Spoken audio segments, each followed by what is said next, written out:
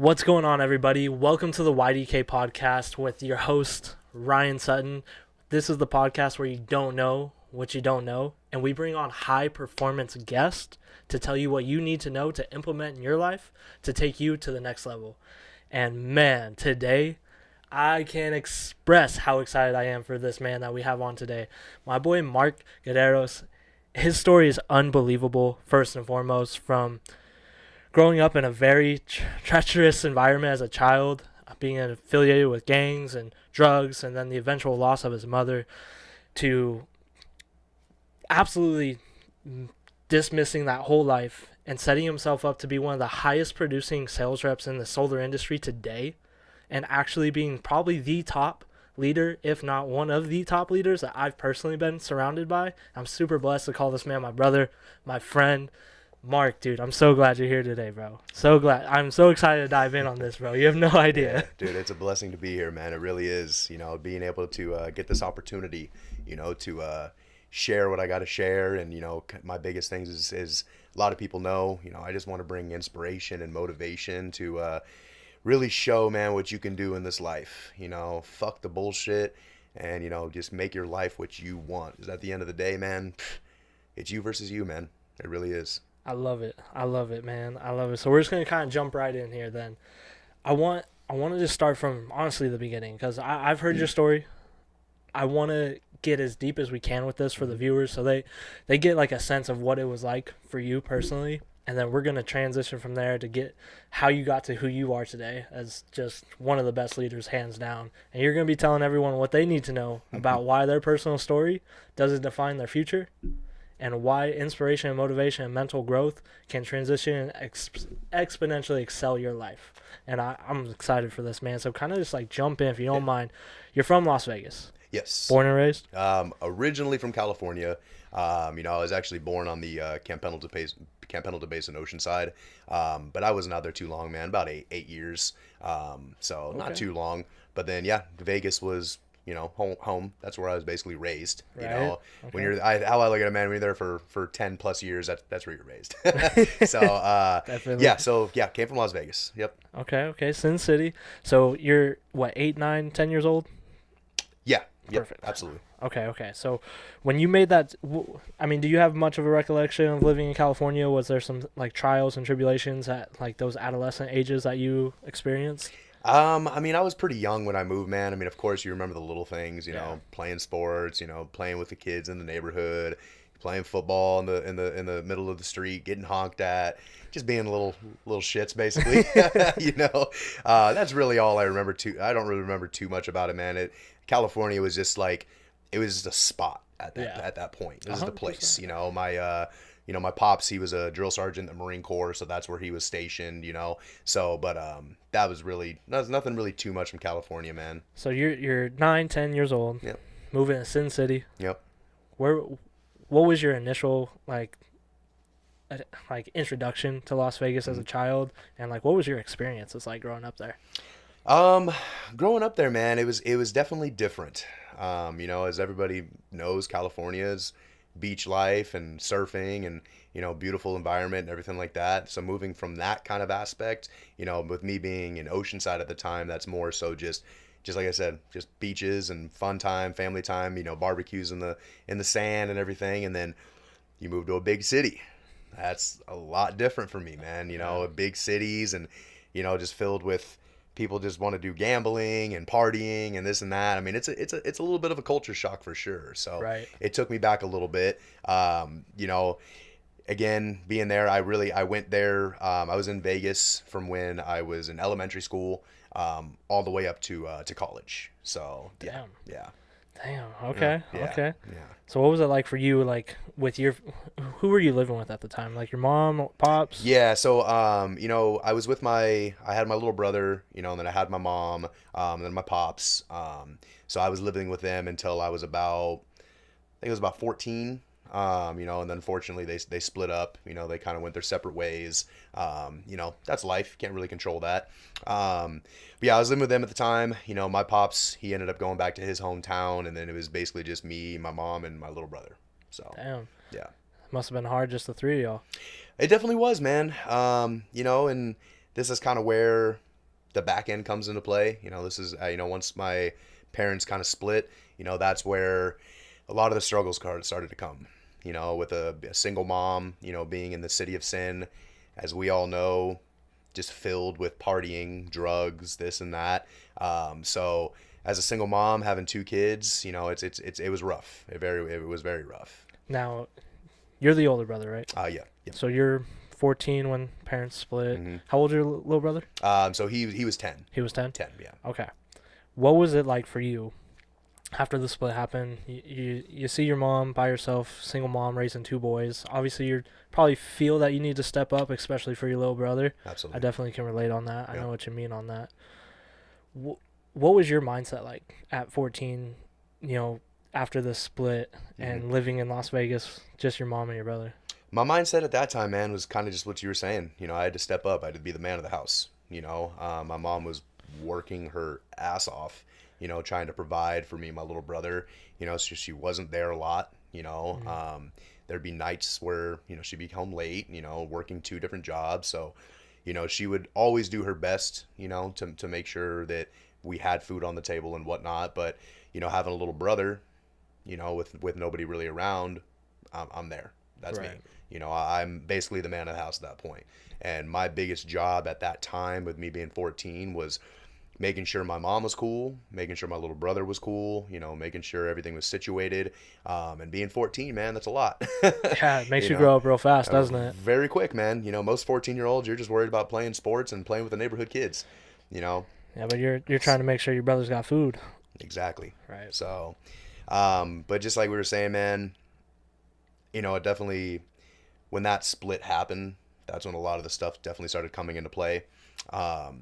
Just like we were bringing up earlier, Sin City is just filled with drugs, filled with a bunch of craziness. And unfortunately, that is what came into our life, What was the introduction? We were living in some apartments, and there was a pretty well-known party goers a couple floors below us. And unfortunately, man, it took one night to have my mom get invited over to party. Single mom, you're working a fuck ton of hours, so you want to relieve some stress. Definitely. Unfortunately, the kind of stress that was relieved here wasn't just from your simple drinking. It ended up being a lot harsher than that. And, that's where drugs started coming into play. And that's kind of where the start of it all happened, man. All starts with an invite to a party. Mm-hmm. Isn't that kind of crazy? It's absolutely crazy, man. And when all that took into play, it just kept getting worse and worse and worse, man. There'd be times where she would not come home. There'd be times where we'd find her in her car asleep, middle of the night, passed out, and that's where a lot of the toll just started taking a complete different turn. And it's one of those things, man, where it's tough, it's hard, but that's where I had to take the initiative and try to do everything I can, to provide for my little brother. What did that look like for you? It was scary, man.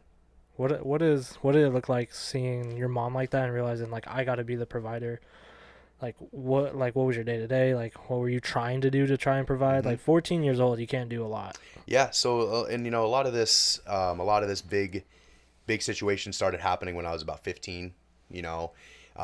So I mean, real shit, man. It really came to the point to where I had to start, getting into that field of dealing with drugs. I'd wake up, 15 years old. I'd have drugs laid out on my bed to go sell. I had to do what I had to do, man.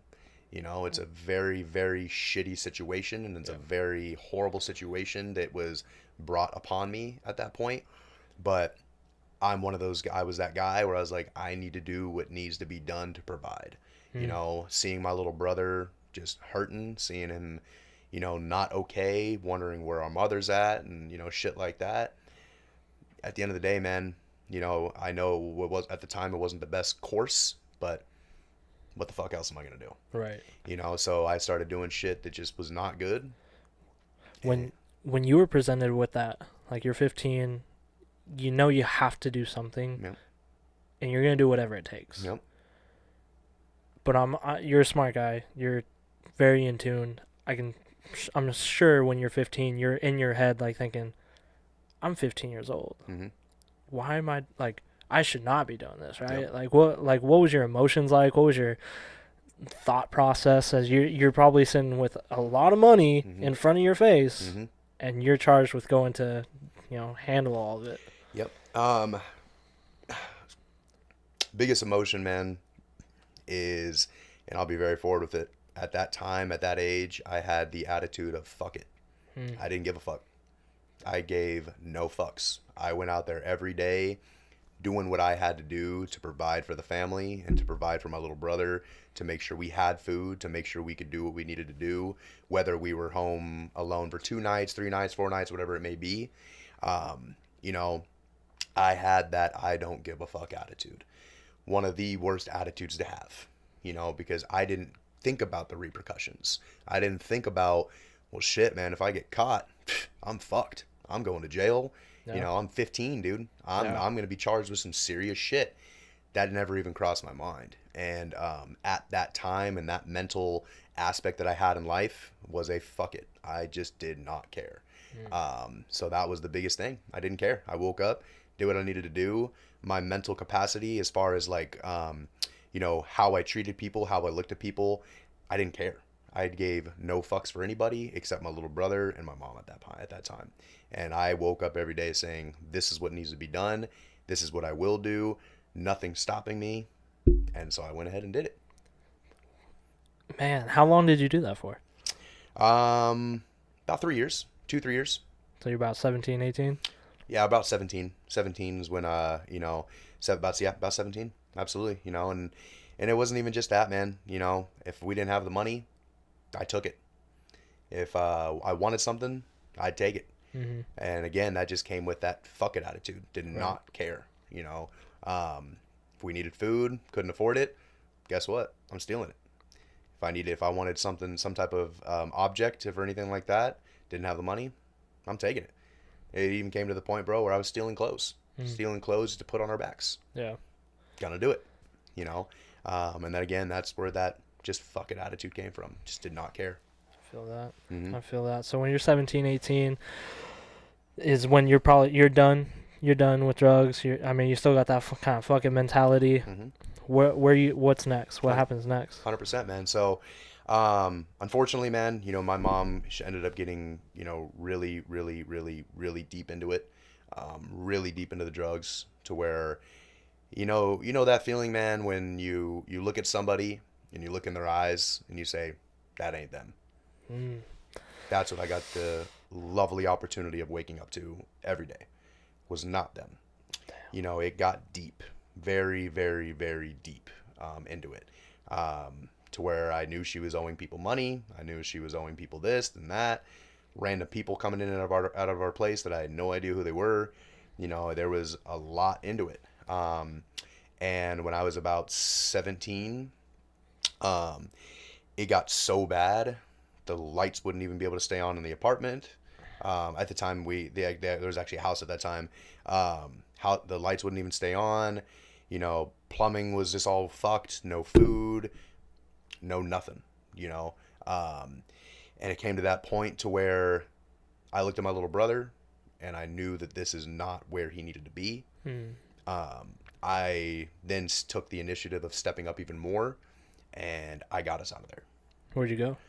So my little brother ended up actually going back to his dad. Our dad Mm-hmm. ended up going back home with him, and that was one of my biggest things that I just was really happy about, because I was getting my brother out of there. 14, 14-year-old kid, 13, 14-year-old kid, in that kind of environment, Yeah, that's gonna fuck you, man. a That's hundred gonna fuck percent. you every single day up here. You're fucked. You're seeing shit at 13, 14 years old.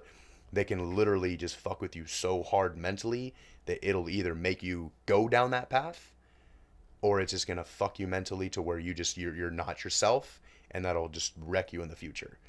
13, 14-year-old kids should not be seeing that kind of shit every day. Drugs, alcohol, parties, random strangers coming in and out of the home, no electricity, no food, no this, no that.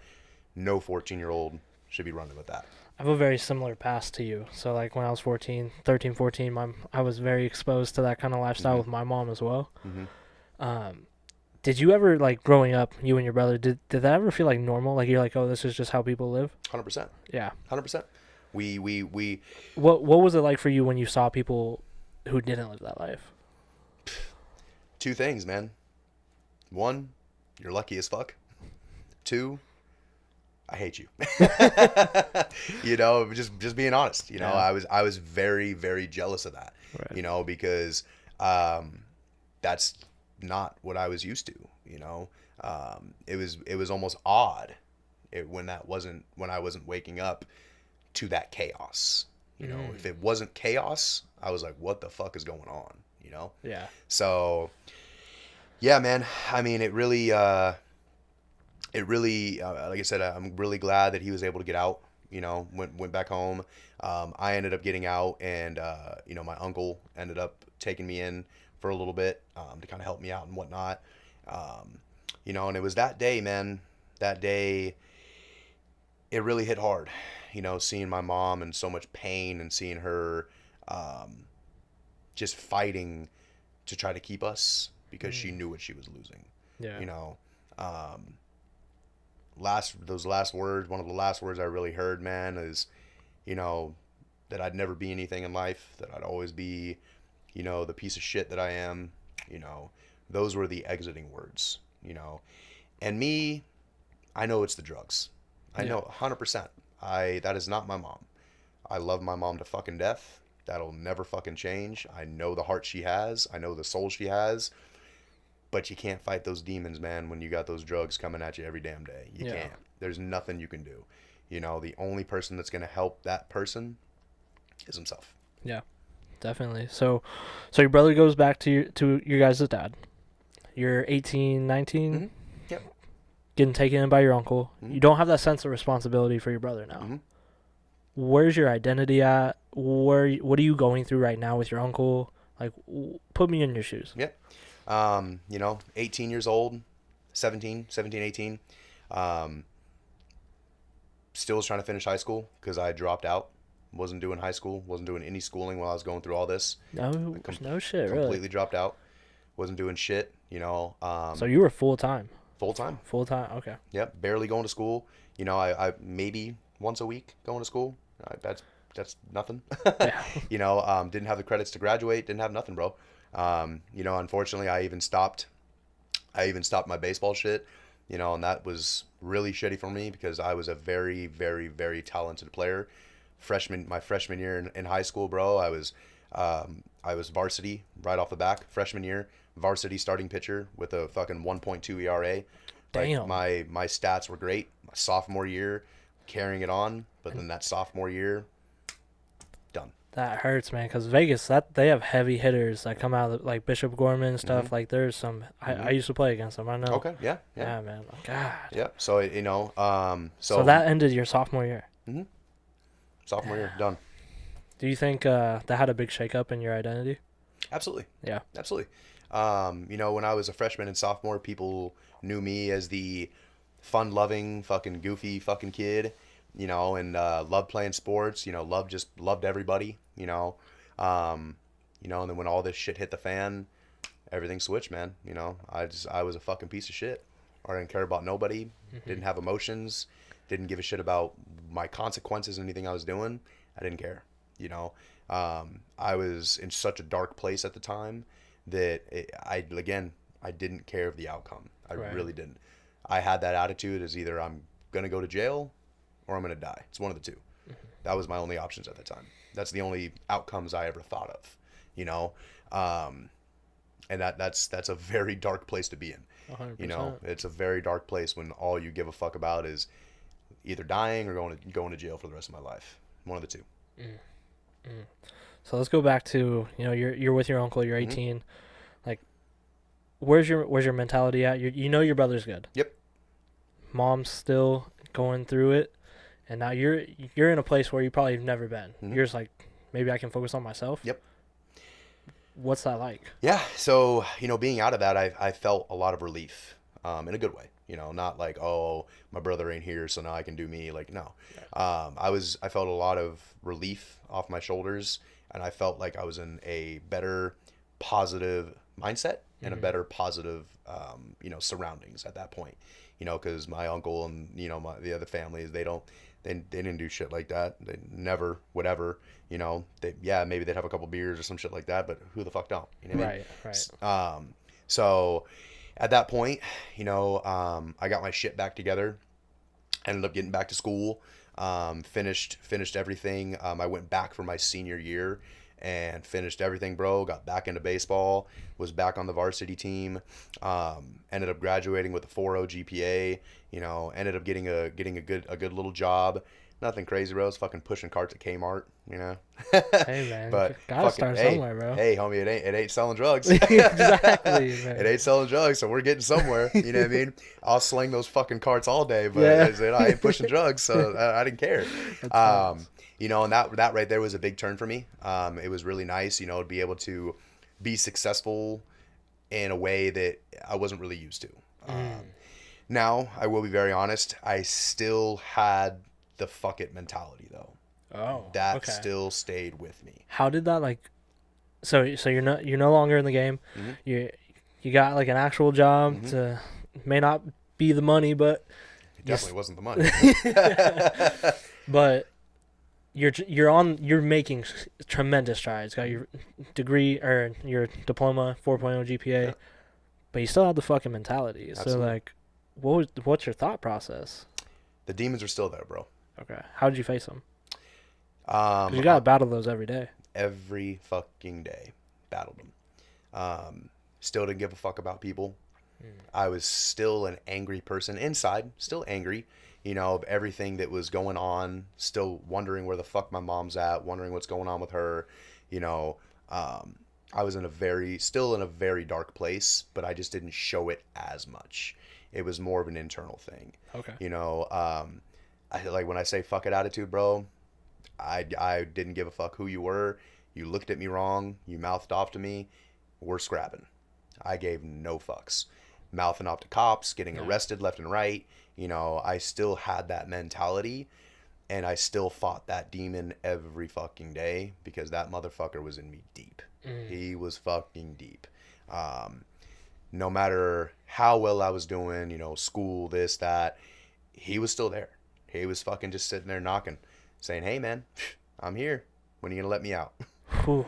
So so for people who have definitely who right now Mhm. are facing those types of demons, like I know there's more people out there that have that, Mhm. like knocking on the door in them. Chilling. Yep. It's still there, Yep.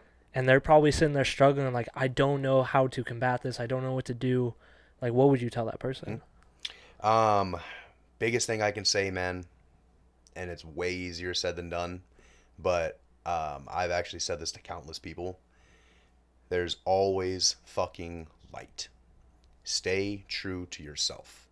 Don't let something else control you. Mm. The second you let something control you, you ain't you no more. Stay true to you. You know what you want to be. You know how you want to be.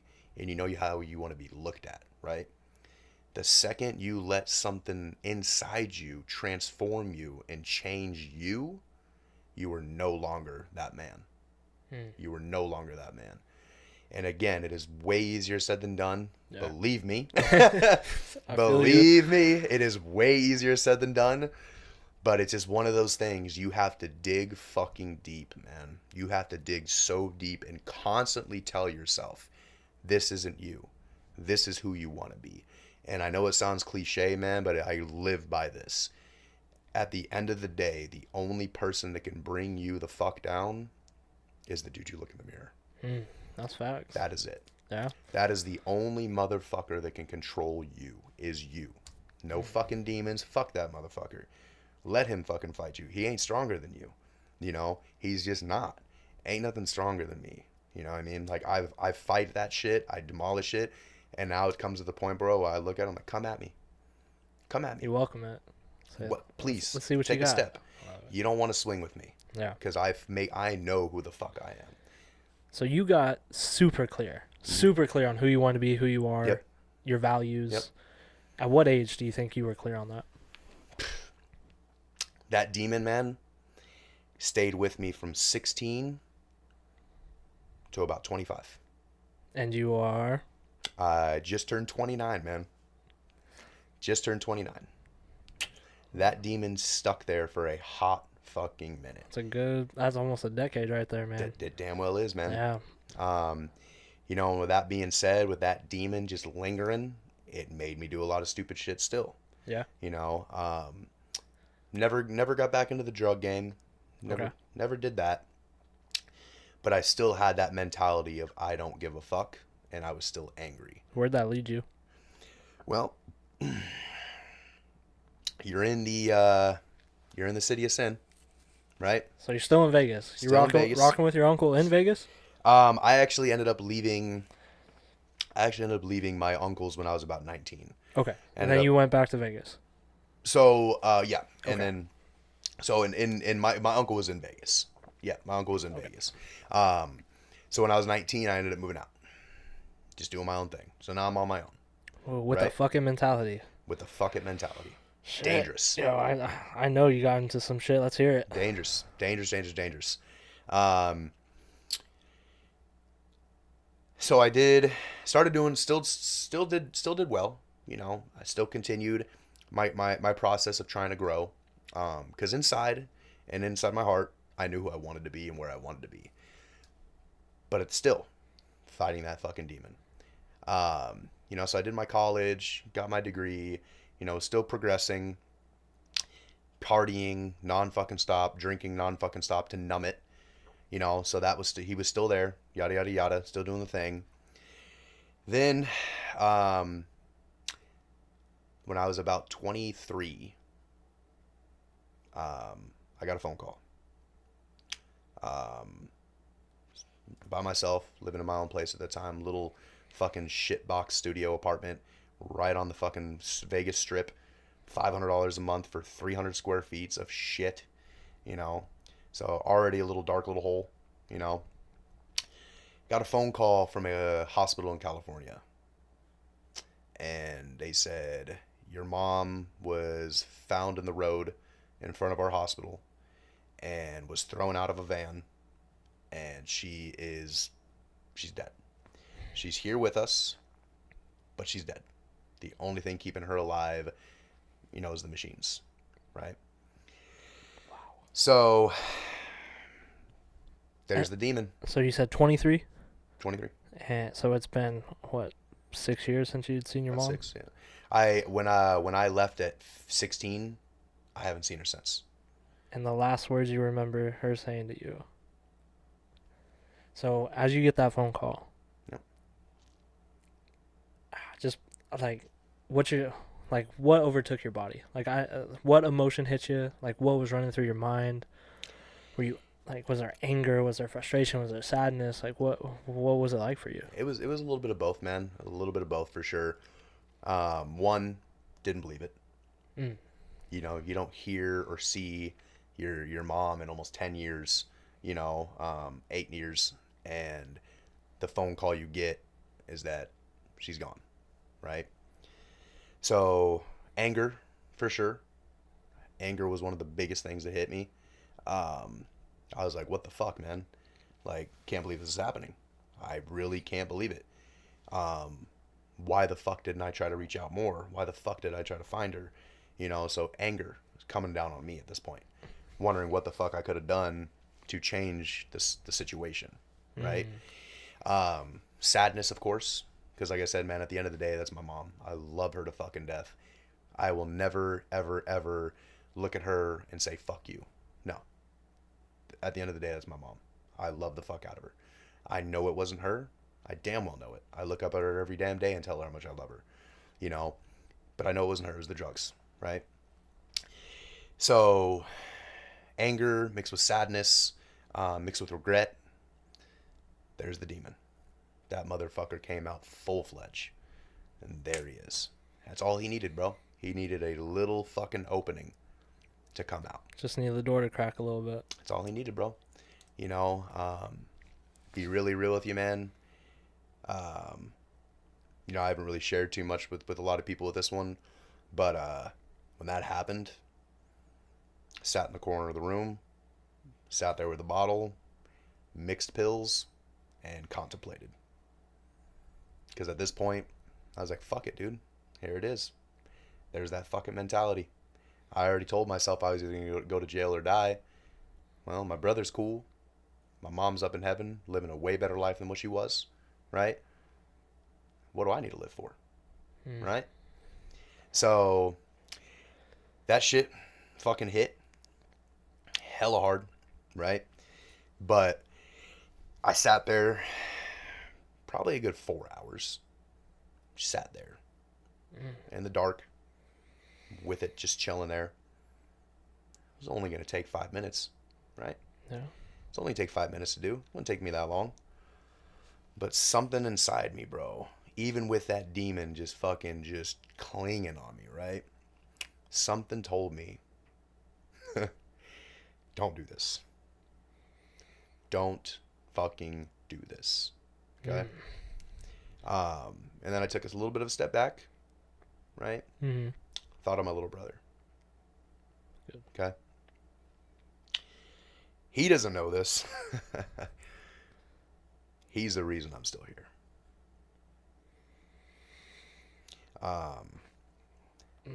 I would have been a selfish fucking piece of shit to take my life because of my fucking personal shit. Selfish. I'm not gonna do that. I'm not gonna let my brother fucking go without me. Right. I'm not gonna let my pops go without me. You know what I mean? My brother has done so fucking well. So your brother's doing super well. He's the reason you're still here, right? Absolutely. You know, like I was saying, man, it was it'd be selfish as fuck of me to take myself from that situation. He's been doing so fucking well, and you know, I want to be that role model for him. You know, and what kind of role model would I be, man, if I quit that easy? You know, what kind of role model would I be? You know, I told my brother from the very fucking beginning, I will always be here for you. What kind of fucking man would I be to go against that? Right. Right? What kind of man would I fucking be to show, okay, cool, when something comes at you, just take the easy way out. Just fold. Fuck that. Right. You know? So, but like I said, man, that that demon was still latched on tight. Still there. Okay. So So now, you're having these internal conversations, Mhm. right? Like you're sitting in the corner, you talk yourself out of it. You're the demon's unleashed. Mhm. 23. Mhm. You just get the call. Like what happens? I mean, you didn't do it. You didn't pull the plug. Thank God Mhm. on yourself. But you kept going. Mhm. But obviously, it probably wasn't you. Yeah. The demon had a lot of control. 100%. So what was that looking like? So, the old me came back. The old you. The old anger. Mm. The angry person came back. So there was so much anger in me that I got that bad attitude back of fuck it. I don't care if I go to jail or I don't care if I die. I don't give a fuck. So I masked the pain with drinking more, started smoking a fuck ton of weed, Yeah. which is not like me at all. Really? You know, not like me at all.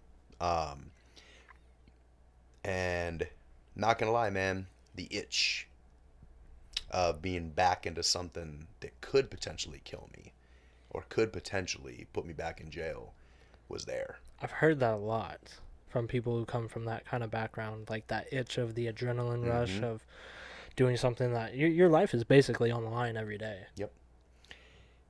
The most toxic fucking form to have, dude. It is toxic.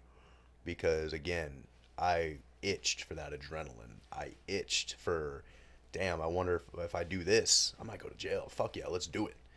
Damn, if I do this, I might fucking die. Fuck yeah, let's do it.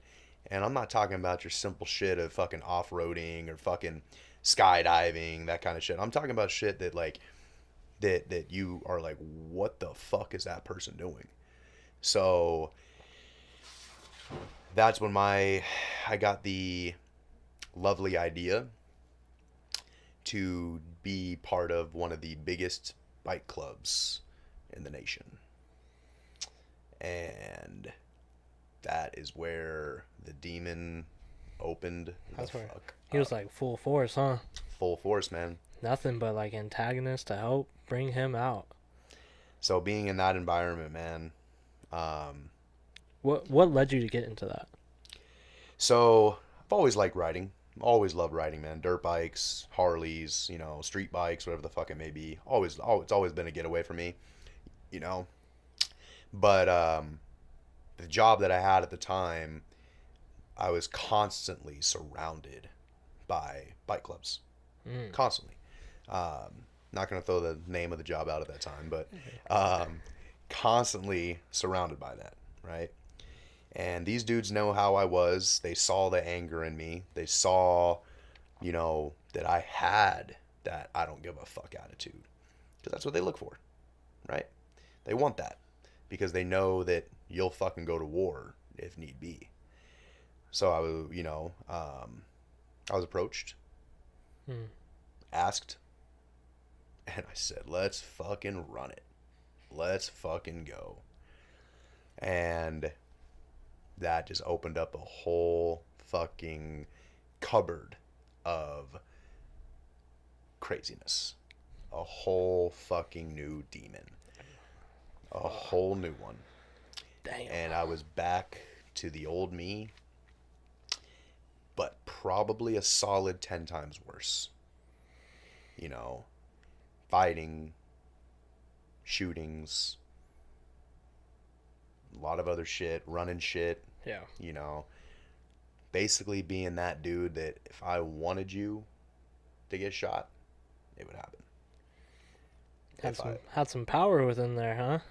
It was there. Yeah.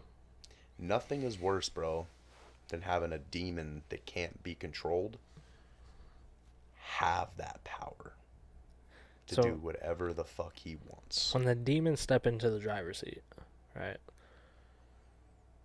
Where was like Mark? Where were you at? Lost. I didn't know who I was anymore.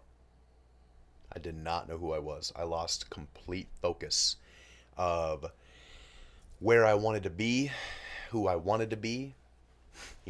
I was lost. Mm. I woke up every day itching to fight, itching to do stupid shit, Yeah. itching to make those calls. I loved it. I fucking craved it. And it was so bad. So bad. Like, I walked into places ready, wanting somebody to look at me the wrong way. I wanted somebody to cross-eye me in some single fucking way, bro. I craved it. I wanted it to happen every day. And it's so fucking toxic because you wake up with the itch to hurt. Mm. And it is fucking awful, bro. My aspect of life at that point was I wanted others to feel the pain I was feeling every day. Damn. That's what it was. When did you come to that realization? Towards the end, man. Towards the end of kind of seeing that I need to step the fuck away. Yeah. I woke up one day and I was like, dude, why the fuck are you doing this? Like, why does this make you happy? And it was one of those fucking toxic traits, bro, of making other people feel the way you do. Mm-hmm. But instead of bullying, instead of calling you names, I wanted you to feel pain. Like physically feel Physical pain. fucking pain. Yeah. And it was awful, man. It was fucking awful. And that was my mentality at that time. Okay. I didn't care. I had no feelings, I had no emotions, no fucking care in the world. All I gave a fuck about, bro, is saddling up on that bike and doing damage. That's what I wanted. Again, I lost my path. The path was gone. Yeah. Yeah, the taking me away from life path, that was out of my mind. But how I looked at it is if something else takes my life or if I'm in jail for life, cool. Better than pulling the trigger, you Yeah. know? So that's where I used it as an outlet. I used putting myself in that angry situation, putting myself in situations that would put me in jail for life, Yeah. for fucking life. The shit that was popping off for life. The shit that was happening, the shit that I've done, that could be a bullet in my head. That kind of shit. So you didn't let yourself do it, but you put yourself in positions to where something else Hmm? could have done it for you. 100%. So 100%. in a sense, it's almost the same thing, though. 100%. Yeah. So what event or what like just thing or person like shifted that said like, yo, I can't do this anymore. Mm-hmm. This isn't me. Mm-hmm. Like I'm enough's enough. Mm-hmm. Like what was that event?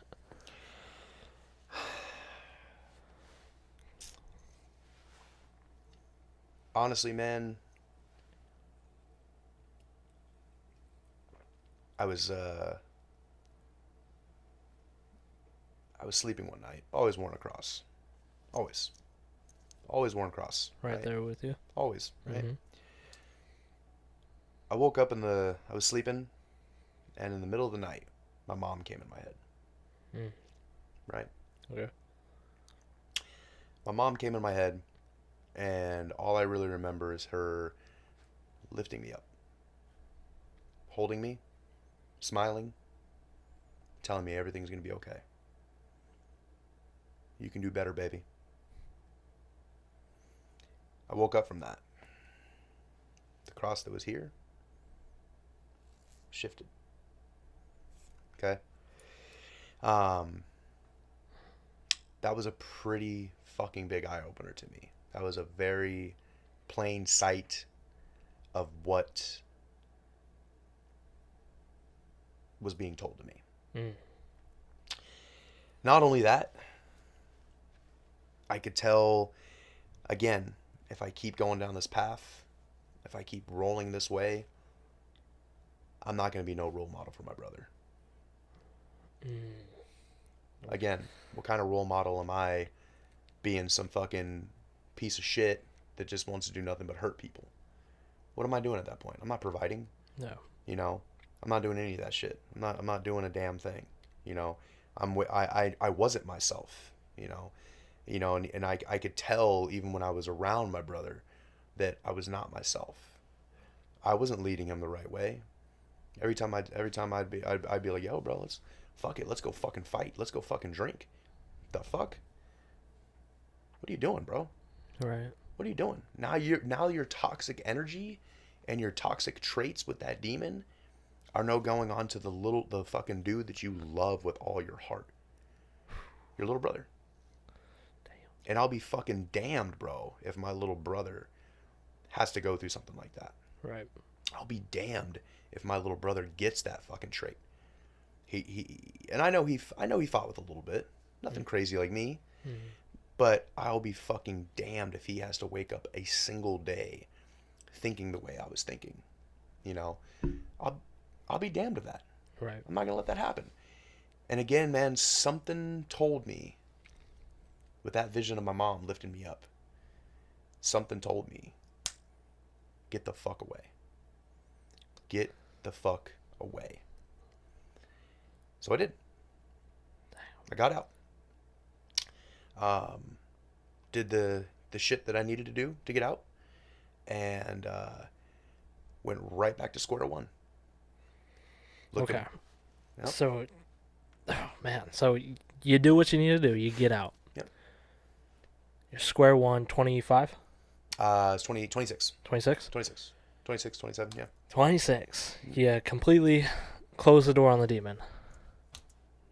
Where your identity is, where are you at? Like what do you feel lost still? Like what do you? I mean, my identity was nothing. I was no one. Real shit. I had nothing going for me. No career, no path, no nothing. I had no identity. I was just Mark. So what'd you start doing? Yeah. So I had to switch it around, man. I had to get back, stay away from the negativity. Got myself a little apartment, you know. in a nice little area, nothing crazy, but away from the shit, away from the strip, Right. away from the people that I knew were around, right?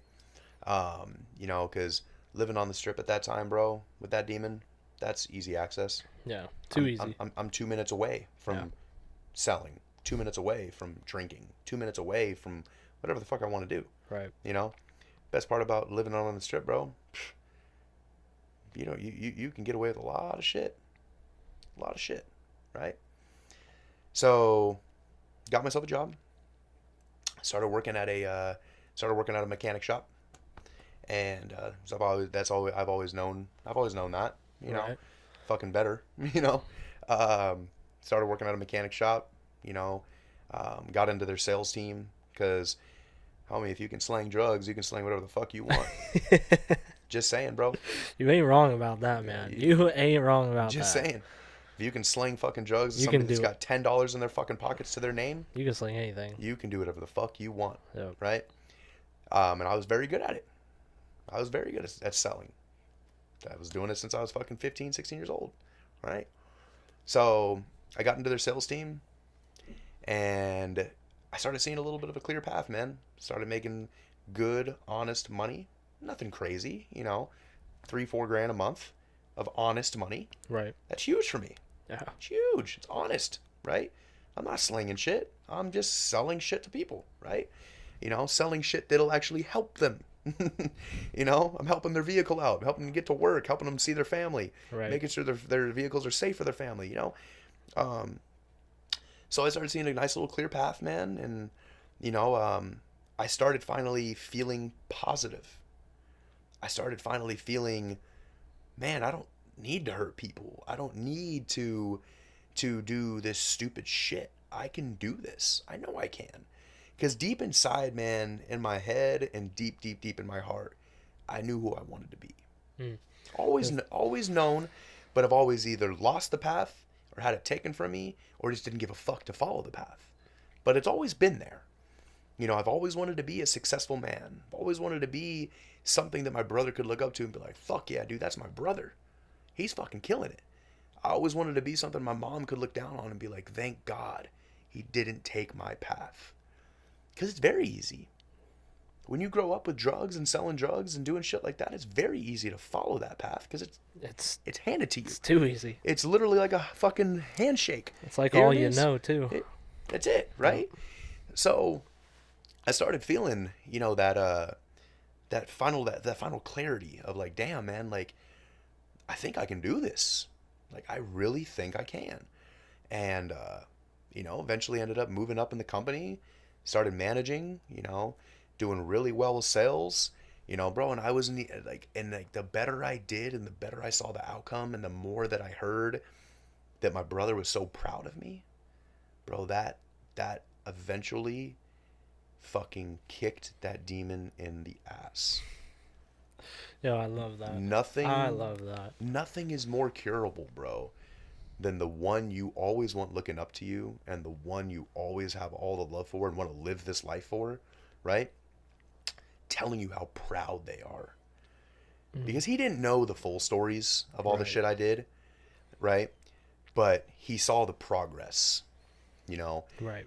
And since I was young, man, since 15, 16, going through all this shit, he was the one I only cared about caring what they thought about me. He was the only one that I cared about the opinion, right? So being able to hear that, you know, hey bro, I'm really proud of you, man. You're doing great. You know, you got your own place, you got a car, you know, you're doing great for your fucking life. You're not doing the stupid shit you were. You know, you're managing a fucking company now. Like, it was mind blowing to me. I was like, holy fuck, dude, I'm here. This is it. I got it. Right? And it was a blessing, bro. It was a fucking huge blessing. And I no longer felt the the need to hurt. Never started feeling the need to fight, the itch Mm. of, damn, bro, fuck this. Let me just go around the corner for fucking 30 minutes and fucking make a couple grand. Right. You know, I never felt that anymore. And dude, it hit me so hard, and I was like, dude, this is it. Here's the fucking clear vision. Here's the fucking skies. Here's the rainbows. Here's the sunshine, you know? Because in the past, I would see it. I'd see a little bit of sunshine, Yeah. but there'd be a fucking dark ass Huge cloud cloud. Yep. just chilling, right? Waiting to absorb that shit, you know? And again, man, you know, my little brother, bro, he don't know it, but that dude's my savior. Mm. I have done so hard. I've done so much and tried so hard to make sure that he could look up to me and come to me for anything and everything, you know. And it's because of him, bro, that I made that switch to be the man I knew I could be. It just took a fuck ton of time to realize it, homie. Hey, It took a hey, solid fucking 10 years, you know, to know that I could do it. Um, so yeah, man. dude, better late than never, always. 100%. 100%. Yeah. So clear to say, like your brother was your deepest why, Hmm. right? Absolutely. And getting tapped into that why. What was that process for you like? Like, cause it took 10 years. Hmm. Like it was there and you were aware of it, Hmm. but you didn't like feel it until you felt that like him saying he's proud of you, and you're like, that's it. Hmm. Like I'm clear. Like clarity has arrived. Hmm. How did like for someone who maybe not as clear on their why or tapped in, like what would you tell them? Hmm. Um, you know, man, I ask myself that shit a lot myself, Yeah. right? Why? Biggest thing that I ask myself, what can I not live without? Mm, that's a good way to start. What can I not live without? Damn. There's no fucking way in hell I could live without my brother, I love that. right? Yeah. That was one of the biggest things. What do you want to live for? Like, of course, people want to live for themselves Yeah. from time to time. There's times I didn't, right? But what do you want to see yourself never live without? What is in your fucking life that you live for? Why are you doing what you're wanting to do at the end game? You know, why have you not done the stupid shit to go to jail? Why have you not maybe wanted to take a life, right? It's 100%. 100%. I love that. That question you say is just what can you not live without? That's powerful. I know I'll be asking myself that later for sure. Yep. But one of my next questions is how is your story, your trials, your tribulations, and your perseverance, like affected you today? Like what has it done for you? Because it doesn't define you, Mm-hmm. right? And you've clearly made that distinction of like this is not who I am anymore. Mm-hmm. But what has it done for you? Like what have you taken from it and implemented right now? Yeah. Um, One of the biggest things I've taken with it, man, is at the end of the day, man, you can do whatever the fuck you want to do if your mind's there, right? Um, no matter the hardships, no matter the pain, no matter the bullshit that's fed to you, you can fucking do it. You just have to ask yourself the why, because that why will fucking power you through. Mm-hmm. It really will. Yep. You know, and even like, and we're just jumping ahead just a little bit, but to kind of tie in with the why, like with me right now, my why, I got my beautiful fucking wife, my fucking beautiful little 2-year-old, bro. That's my why. I want to go home to them every day, so I ain't gonna do no stupid shit, you know. Mm. Yeah, Oh, what man. I knew the man I wanted to be. I knew the father I wanted to be. I knew the husband I wanted to be, right? Right. So like, I got a beautiful girl to come home to, a beautiful little 2-year-old to come home to. I'm not gonna do no stupid shit to ruin that, right? Same with my little brother. I ain't gonna do no stupid shit to ever have him go a day without me. I'm not gonna go a day without him. It ain't gonna happen, right? So, taken away with that, man, it's just like you can do what the fuck you want to do. But at the end of the day, man, you got to look in that mirror. You have to. And it's a lot easier said than done, but I guarantee you, if you constantly do it, look in that mirror, say, not today, motherfucker. You ain't taking me down. I love it. Because that's the only thing that's gonna change your aspects in life. Facts. Right? Absolutely. 100%. I always felt like my biggest obstacle has always been myself. It's always been myself, man. 100%. So, you got your own place, have your own car, you're doing really well, you're crushing it, you're managing a sales team in Vegas still, right? Mm-hmm. Like outside of Vegas, probably like Henderson or something? Yep. Yeah. Yep. So, and then you're 26, 27. Now you're out here in Austin, Texas, man. Sure as fuck am, man. Sure as fuck am. And you're out here knocking doors. Yep. Like, how did you get here? It's crazy, man. I got a phone call from a customer at the shop I was managing. Right? Okay. And the simple shit we always hear. Hey, man, what can you do for me on rims and tires, right? And of course, we're simple shit. Yeah, man, I could probably do this for you. Oh, okay, man. Yeah, no worries. Well, this person, I've called like 4 people, man, and there's only one person that's beat you, right? And and I was like, oh, okay, cool. What are they pricing you at? So he told me the price. I was like, tell you what, man. 1, come to me. You know why? 1, I'll beat their price for you. 2, I'll give you a better warranty. 3, you got me. You're gonna be situated all the way through, my man. I was like, I'm the manager of the company. You got nothing to worry about. Not only that, I'll make sure you're in and out within an hour. How's that sound to you? Sound good? Done. Dude was there. Dude was there in 10 minutes. Right? End up doing exactly what I did. Dude came in with a beautiful car, right? Got the tires, got the rims, everything he needed, right? I literally had him in and out in fucking 45 minutes. Damn. Not too bad, bro. No, it's pretty. You go to places like that nowadays, homie, you're waiting 2-3 hours, Easy. if not more. Easy. Right? Yeah. But I wanted his business, right? And not only because it was a great fucking sale, made me some great money, but because people that are willing to spend that kind of money, right? They got people, more than likely, or they're just gonna keep coming back to me. So that's just a constant. It's just constant money, right? Right.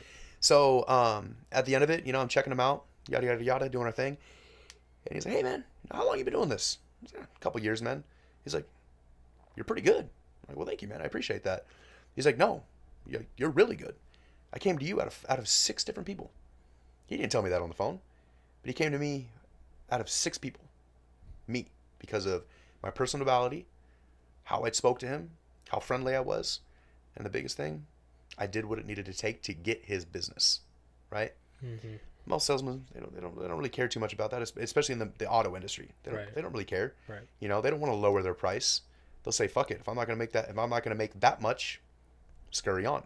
Right. That wasn't me. I didn't care about that. I knew the money I needed to make, right? But I'm used to the quick money. So obviously I got to work a little bit harder, but at least I ain't going to jail for it. You know what I mean? Yeah.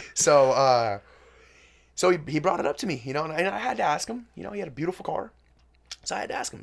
I was like, "Man, if you don't mind me asking, what do you do?" So he told me. He's like, "I do door to door, man." I was like, "Really?" And I was like, "Well, how's that?" And he's like, "Yeah, I do solar." I'm like, "So okay, I've heard of it. Never really looked into it or anything like that." Right. And he flat out said, he's like, "Dude, they overpay us. Overpay us. I don't know how we're doing this." And I'm like, well, I like money. Yeah. And I was like, "Look, man, honestly, I've been looking for a little side gig to do, maybe on the weekends, a couple days a week." And I was like, "If what you're telling me is true, let's do a meeting." Literally went to the meeting the next day, right? Him and I had a little one-on-one, and he laid everything out for me. Everything. And I was like, "Bro, if this is serious, you have me tomorrow." He's like, "What do you mean?" I was like, "I will quit my job tomorrow. Because I know if this is actually true, it will change my fucking life." So I took the leap, bro. I took the leap for something more positive. I took the leap that could potentially grow me even more, right? So outside of like money, like what were you missing before making that jump, making that leap? Like what was missing? Growth, Growth. mentally. So I know we talked a lot last night about how important like that mentality growth, emotional growth is. You saw that right away?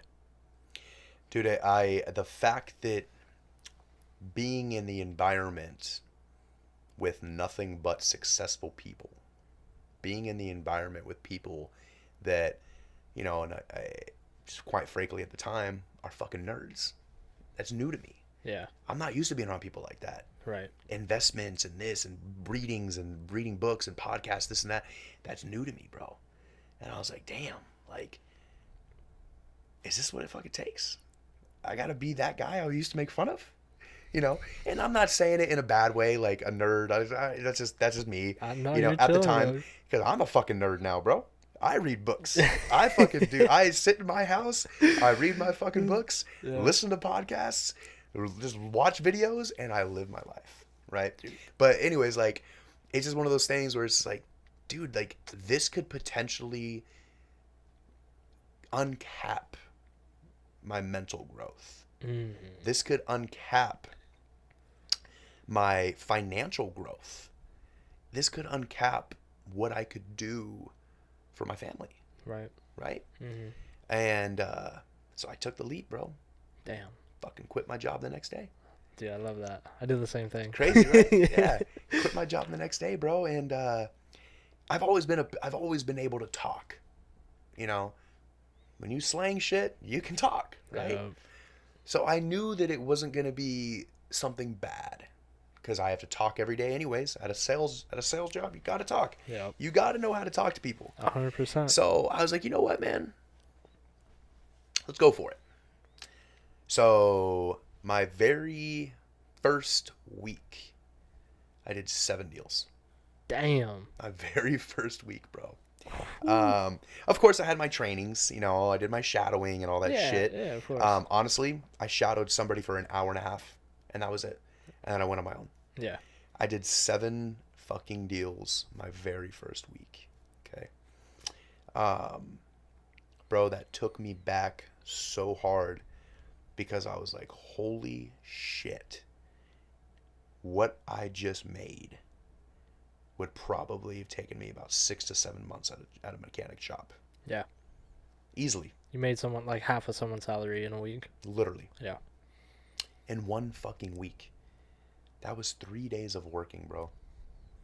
I made half a year's salary in 3 fucking days. Damn, that's Bro, the Oof. the light that got shined on me, right? The positivity, the clarity. Bro, I've never had it so open in my life. Right. It was insane. I was like, dude, this is it. I have found what I have been fighting through and struggling through for 10, 12 years now. And it's here. It's right in front of me. And I am now having the opportunity to do what I always knew I could do. And that was to be a successful, providing man for my family. Man, and you definitely are that right now, and more than just your family, man. Like you provide for quite a few people that I know, that you've just your energy and your atmosphere, and like the things you do for people. It doesn't ever go unnoticed, for sure. That means a lot, man.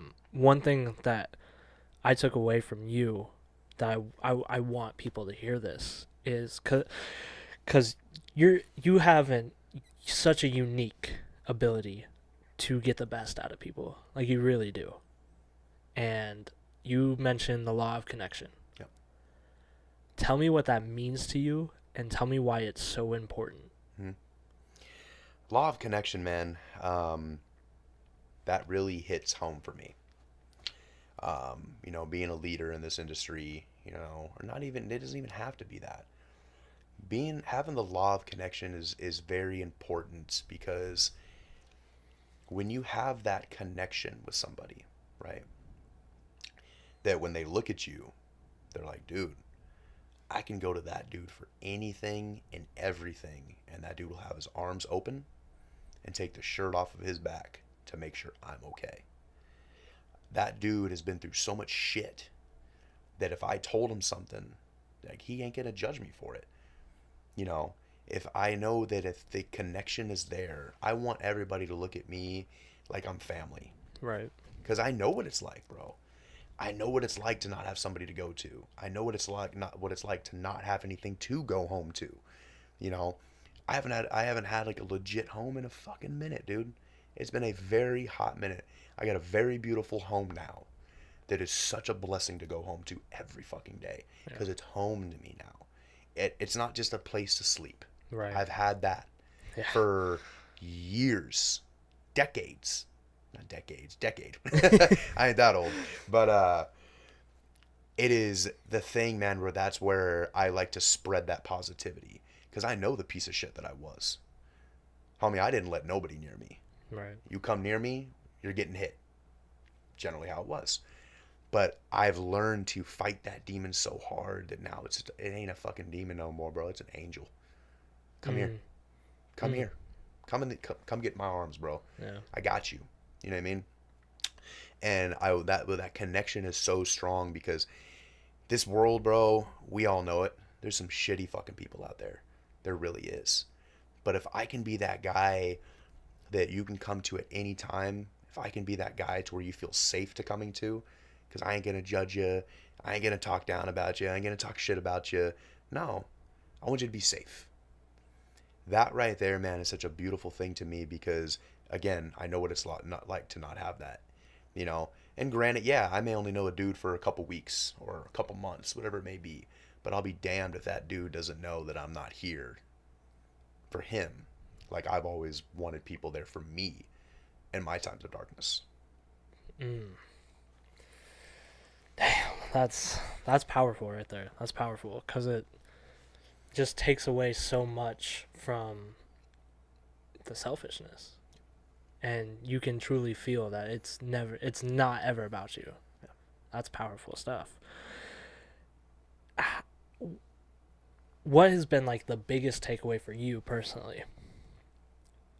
All the life you've lived, and now you're in a position from going from literally not knowing anything about self-growth, personal development, like that, like you said, you thought all those people were nerds, right?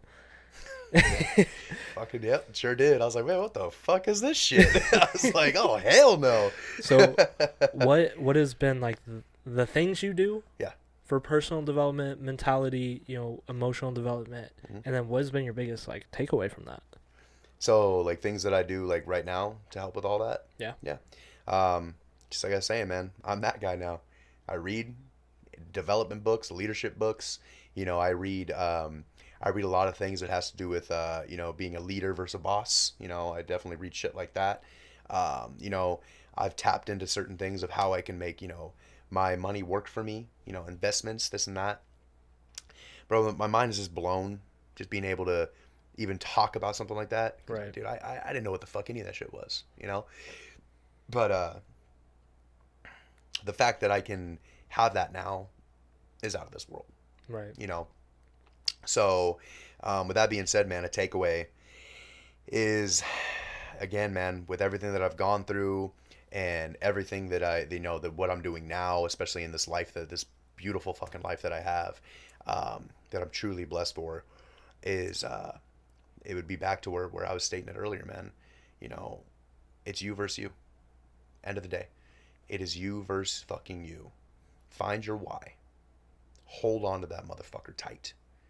And fucking move forward. Hold onto it and never let go. It is you versus you. I don't give a fuck what anybody says. At the end of the day, I don't give a fuck who's saying something to me in my ear, who's behind me saying, yeah, you can't fucking do it. I can't tell you how many times I was told that being in this industry. Starting off in this industry, bro, I was told that shit left and right. Yeah, you ain't gonna make no money, man. Door to door is a scam. You're never gonna. It's never gonna work. It's really not gonna be that good of money. Uh, Uh, I'll tell you this right now. I laugh my way to the bank, bro. yeah. You know, best part about it, man, is but I never lose sight of who I was. I never lose sight of who I am because I know who I was. I was a piece of shit, but I know who I am. And no matter the money, no matter anything like that, it's never going to change me. If anything, it's going to change me in a more positive way, Right. a more mental growth way. It amplifies who you truly are. Exactly, man. Money doesn't make evil people. It just It amplifies whatever they truly are. exactly, bro. Right. You know, no, and I was just telling somebody the other day, man.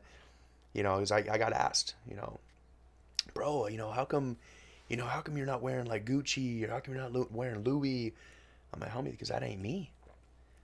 Yeah. No, you're a tank and shorts kind of Tank, guy. shorts, and Vans, bro. My guy. That's all you'll ever see me in. Yeah, true as shit. That's for sure. I don't change who I am Right. because the second I change who I am, I'm not me, and I'm a man.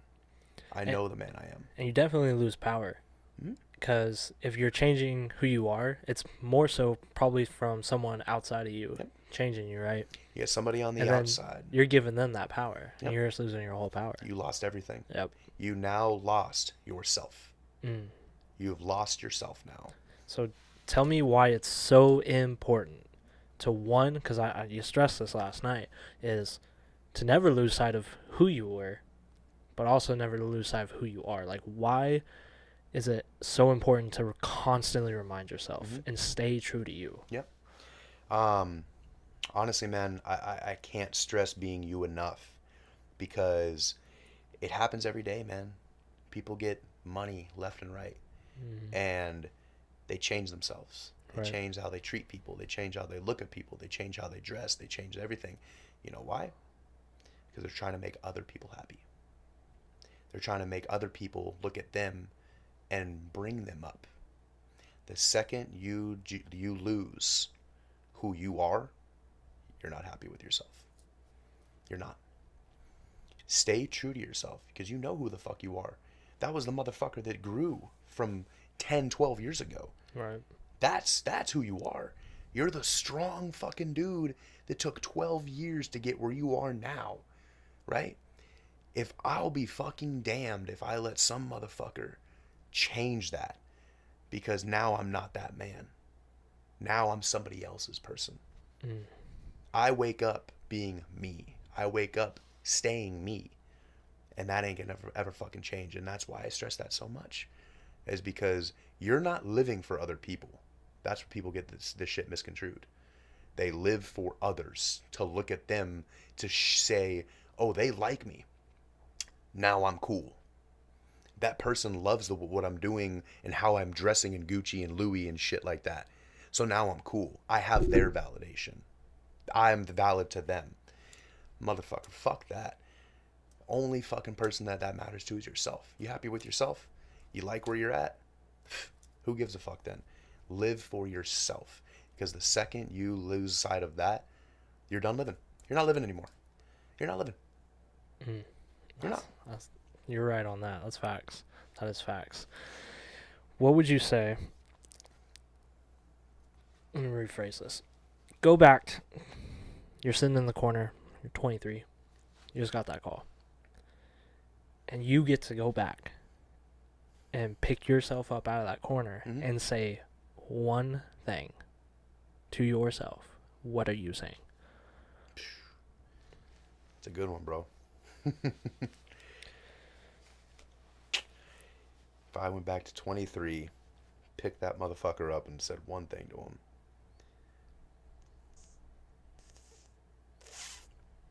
it'd be a little bit of a mix, man. So here it is. I pick that fucking guy up. I'd look at him. One, don't be a bitch. Live your fucking life. Your brother's proud of you. And you know what? At this end of this bullshit, there is the brightest tunnel for you. Don't be a bitch. Knowing myself and how I react to words, that would light me the fuck up. I love that. That's me personally. I love that. Somebody tells me not to be a bitch and live for my fucking brother. Don't be a fucking bitch, bro. Run that shit. At the end of this tunnel, there is going to be a light for you, and it's going to be the most beautiful light in the world. The most beautiful fucking light. Damn, bro. I love that. All right. This is going to be that last question. If you could change or add anything to society that should be normalized that isn't, what would that thing be? I stand behind this one, man. Very strongly. Don't judge a book by its cover. Don't. You know, as you guys see, big tatted dude. You know, Cranked, big tatted dude. it's I'm a big tatted guy, bro, and I can't tell you the looks that I get, right? And it's fine. I want people to judge me. I love that. That fires me up in a positive way, right? Don't judge a book by its cover. You know, everybody has a past. Everybody's gone through bullshit. You know, if we can normalize and change that aspect in life of don't judge a book by how he looks, you know, shit would be pretty fucking awesome, bro. Shit would be. Again, I get looked at left and right with dirty ass looks, you know. I fucking look like a gangbanger. I look like a fucking dude that's been in prison for years and years and years, you know. Like that. It's shit like that. But I laugh at it, bro. My mental shit's changed. I laugh at that. I love it. I'm like, that's fine, man. This gangbanger, so-called gangbanger over here, is doing a lot more than you probably think, you know? Best part about it is when it comes to going and getting shit at dealerships and stuff. Yeah. People don't look my way. I literally don't get talked to. Literally. They will not talk to me. I have to go and find somebody. I will literally sit there and watch 5, 6 people walk by me. Because I'm just like this. Shorts, tank top, tatted up dude. But because of how I look, right? Right. This dude don't got money. This dude don't have his shit together. This dude can't afford nothing. Why is he even here? Right?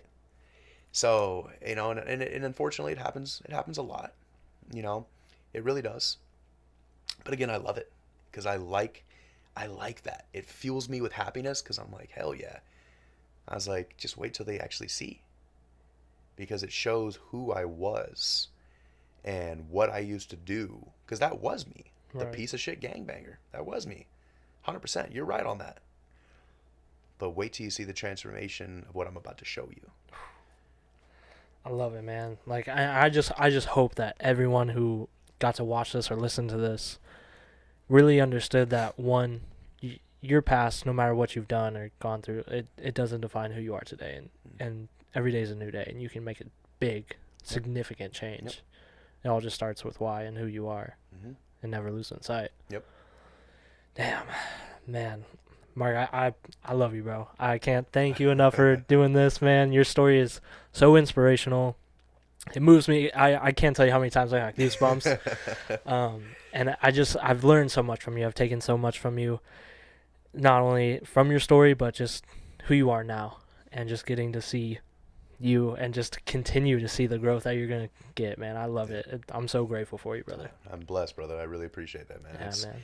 You know, being able to be here and, you know, be with you and, you know, being able to share this, bro, it's been a dream come true. You know, I was telling you, I've been wanting to do something like this for a very long time, but I never pulled the trigger, you know, so being able to have this opportunity to share, you know, this kind of aspect and share this kind of life, but also share the outcome of it is huge for me. Because like I was telling you, man, if I can just touch one person, I'm gonna be the happiest dude. Dude, it's the law of numbers, man. It takes one. That's all it takes. Because you touch one person, that person touches one, and just full circle. That's how you create change, honestly. Full circle, man. That's true. It's a beautiful thing, man. You know, and the fact that, you know, again, I get the opportunity to motivate and inspire. You know, I really love it because 10 years ago, I wouldn't give a fuck about that. I wouldn't. Right. Sorry about it. You know, I don't give a fuck about you. I don't give a fuck if I'm going to help your life. And now that's what I'm all about, man. Yep. Changing lives, inspiring lives, motivating lives, helping people that have been where I've been and help them grow, because I It's want to be powerful. that guy. I want to hold you and lift you up the whole way through, you know. And it's beautiful, man. It really is. Oh man, this was great. This was great. I hope everyone got some serious takeaways. If you did, please share this with someone that you deem valuable so they get some value from this. And I know a lot of y'all are going to be asking for Mark to come back, so we'll definitely have to do another episode. But love y'all. We out.